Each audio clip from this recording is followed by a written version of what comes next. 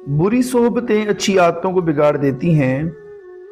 तसव्वुर करें आपके हाथ में एक मीठा और ताज़ा सेब है, लेकिन अगर आप उसे गले सड़े सेबों के साथ रख दें तो वो भी जल्द ख़राब हो जाएगा। यही हाल बुरी सोहबत का है। बाइबल हमें खबरदार करती है कि मकरू सोहबतें अच्छे अखलाक को बिगाड़ देती हैं। पहला करंथियों 15 बाब की 33वीं आयत। क्या हमने कभी सोचा है कि हमारे इर्द गिर्द के लोग हमारी रूहानी ज़िंदगी पर क्या असर डाल रहे हैं? बुरी सोहबत एक सुस्त जहर की मानिंद है जो आहिस्ता आहिस्ता हमारे ईमान, पाकीज़गी और रास्तबाजी को ख़त्म कर देती है। आप जितने भी नेक हों, अगर आप बुरे लोगों की महफिल में बैठेंगे तो आपका दिल भी आलूदा हो जाएगा। जो दना के साथ चलता है वो दना होता है, लेकिन जो अहमकों का साथी बनता है वो नुकसान उठाता है। इमसाल 13 की 20। जिस तरह एक कोयले का टुकड़ा चमकते हीरों के दरमियान काला ही रहता है, उसी तरह बुरे लोगों के दरमियान रहने वाला कभी रोशन नहीं हो सकता। बुरी सोहबत हमें गुनाह की तरफ ले जाती है, हमें खुदा से दूर कर देती है और हमारी ज़िंदगी में तारीकी भर देती है। कितने नौजवान महज गलत दोस्तों की वजह से अपनी ज़िंदगियां बर्बाद कर चुके हैं।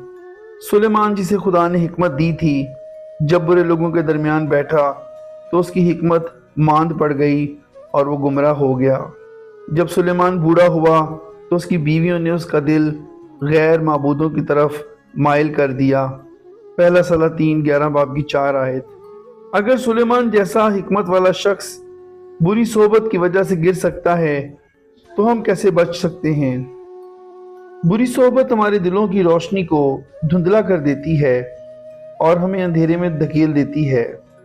शैतान अक्सर दोस्तों के लिबास में आकर हमारी ज़िंदगी में दाखिल होता है और हमें खुदा की राह से हटा देता है। किसी ने सच कहा है, मुझे बताओ तुम्हारे दोस्त कौन हैं, मैं बताऊंगा तुम्हारा मुस्तकबिल क्या होगा। क्या हम ऐसे दोस्तों के साथ हैं जो हमें दुआ, कलाम और रास्तबाजी की तरफ ले जाते हैं, या फिर हमारी सोहबत हमें दुनिया, गुनाह और नापाकी की तरफ धकेल रही है? आज वक्त है कि हम अपना जायज़ा लें और फैसला करें कि हम कहाँ खड़े हैं। वो दरख्त जिसकी जड़ें जहरीली ज़मीन में होती हैं, वो कभी अच्छे फल नहीं दे सकता। इसी तरह अगर हमारा दिल बुरे लोगों के दरमियान लगा रहे तो हमारी रूहानी ज़िंदगी बर्बाद हो जाएगी।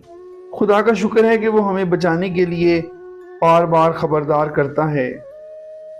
खुश नसीब है वो आदमी जो शीरों की सलाह पर नहीं चलता और खताकारों की राह में खड़ा नहीं होता और ठट्ठाबाजों की मजलिस में नहीं बैठता। ज़बूर पहला उसकी पहली आयत। अगर आप खुदा की बादशाही की राह के मुसाफिर हैं तो जहन्नुम की तरफ जाने वालों के साथ ना बैठें। अगर आप चाहते हैं कि खुदा आपकी ज़िंदगी में मौजज़े करे तो अपनी सोहबतों को पाक करें। नेक सोहबत एक चिराग की मानिंद है जो अंधेरे में रोशनी देती है और सीधा रास्ता दिखाती है। आज का फैसला आपके कल का तयन करेगा। बुरी सोहबत से बचें ताकि खुदा की बरकतें आपकी ज़िंदगी में जारी रहें।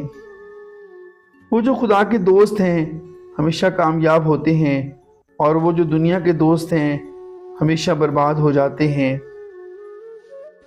अपनी दोस्तियों का जायज़ा लें, अपनी सोहबतों को परखें और अपनी ज़िंदगी को बुरे असरात से पाक करें, क्योंकि याद रखें जो बोया जाता है वही काटा जाता है।